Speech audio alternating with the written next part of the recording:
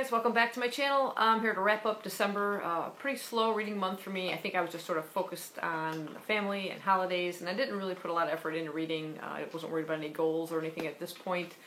Just wanted to read as I felt like and just relax a bit. So I really only read 4 books. Like I said, pretty small reading month for me. First one I'll show you is my audiobook. That is Everyone Brave is Forgiven by Chris Cleave. This is a book set during World War II, and it focuses around 3 main characters. You have Mary, she's sort of a socialite, and she's very wanting to kind of like participate in the war effort and volunteering. And she is chosen to become a substitute teacher for those children that were evacuated originally from the city and who ended up returning because they were kind of rejected by people in the country, either because of disabilities or mental disorders, or in the case of one young student, just because of the color of his skin. There she meets a man named Tom, who she will eventually kind of fall in love with, and there's Tom's friend Alistair, who is a art restorer, and he ends up volunteering for the war. It becomes a bit of a love triangle between the 3, although Alistair tries to stay back because he knows his friend Tom is in love with Mary. In fact, that's how he ends up meeting Mary for the first time, so it would be in very poor taste for him to kind of move in on her, you might say. But it does kind of circle between these 3 main characters. It's a story of love and loss and, you know, extreme bravery in the face of the war and the challenges, and facing down prejudice as well. Overall, it was an okay story. It had moments of really, you know, pretty emotional moments, and then just kind of okay parts where I'm thinking I've read books in this time frame and stuff that were better, like The Nightingale or All the Light We Cannot See. But I still overall enjoyed the reading experience and the story as it progressed, and overall I gave it 3 stars. Then I picked up a nonfiction book, which I just got in. This is Transmission by Alex Berti. It's his Quest to a Beard. This is the personal story of a young transgender man. He documented his transition on YouTube, and then he went ahead and kind of recorded it in book format. And it's just a very important book. It's good for not only people that are questioning their identity, their gender identity, but also for allies of those, either family members or friends who are going through that. A lot of personal information, the steps that he went through, his emotions at the time, and how he came to realize he was transgender. And it was just overall a really important book and very well written, and overall I gave it 5 stars. Next up is a gothic tale, and I love myself a really good gothic tale. It's the 2nd book I've read by this author, Daphne du Maurier. It's My Cousin Rachel. I know they made a movie version of this. I have yet to see it, but I've been wanting to read something else other than just Rebecca, which I've read more than once. And I so enjoyed her writing in that, and this did not disappoint. This is the story of a man named Philip Ashley. It's told from his point of view. He lived with and was pretty much raised by his elder cousin Ambrose, an elderly man who from time to time has to kind of travel to Italy for his health, and while he's there he meets a distant cousin of theirs that they didn't know of before named Rachel, falls in love with her and gets married. Now, Philip's a little bit jealous, I think, of Rachel having kind of pulled Ambrose out of his life. He ends up staying in Italy longer than usual. Usually he would return at the end of the season.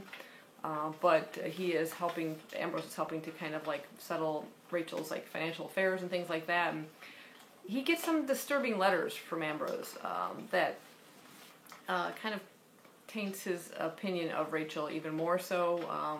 He has a strong dislike for this woman before he even meets her. And then with the untimely death of Ambrose, he even more is suspicious of this particular woman. And then they finally meet. And things sort of change. His opinion never changes. But little things kind of creep up through the storyline, which keeps you questioning.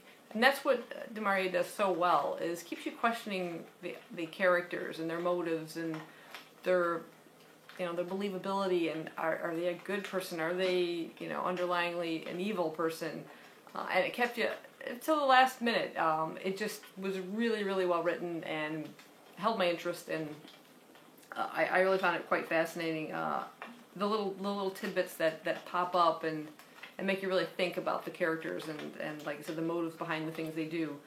It took a turn at the end I didn't quite expect, but I really, really enjoyed it, and I'm looking forward to kind of checking out the movie version of it. but overall I gave it 5 stars, and I'm definitely looking into reading more of her works. I'm currently listening to an audiobook of her short story collection, The Birds and Other Stories, which I've listened to like 1.5 of the stories, so really good so far. Again, I'm always kind of hit or miss with short stories, which I mentioned in my recent Friday Reads video, but overall I'm enjoying, like I said, the writing, and I'm looking forward to getting into more of her works. And then the final book I read of 2017 was another kind of gothic tale, more ghostly you might say. This is The Silent Companions by Laura Purcell, and this is the UK version, UK cover, which I just absolutely loved. But we're following one main woman, Elsie Bainbridge, and she lives in the year 1865, and she was fairly recently married, became pregnant, and then before the birth of her child, her husband died, and she is now traveling along with her husband's cousin to his ancestral home. And it's in a kind of a remote area, which is kind of a typical setting in a Gothic story. It's surrounded by a village that doesn't look too kindly on the family because of something that happened in the past. And it's a bit unfriendly, uncomfortable feeling even within the house itself as they go kind of exploring, and they uncover a diary of one Anne Bainbridge, an ancestor of her husband. And that's another part of the story that's set in 1635, and through a first-person account as you're reading these diary entries, these journal entries from her and her story. And then there's the story opens up at St. Joseph's Hospital, which is sort of an insane asylum, and you're following a Mrs. Bainbridge, which you don't really know which Mrs. Bainbridge.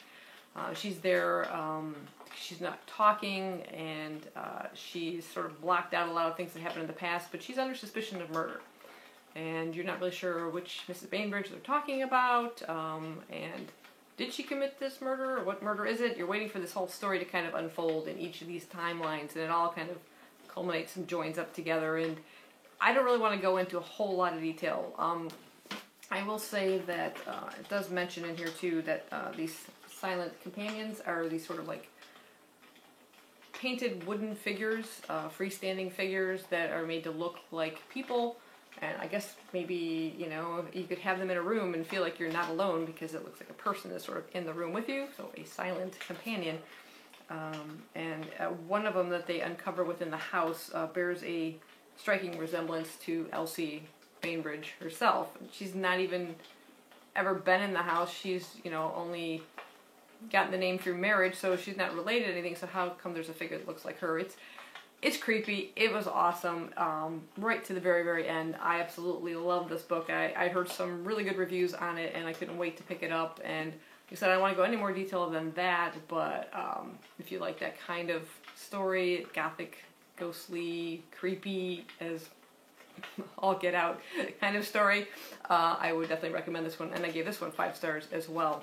So that's my overall reading for December. Like I said, I just took it really kind of easy and laid back, and enjoyed spending time with family, which sadly just left earlier this morning. So yeah, I'm going to get on to picking out my top reads from the year and get that filmed for you, and reading goals, wrap-up kind of thing. So keep your eye out for those videos, and I will see you guys next time. Bye-bye.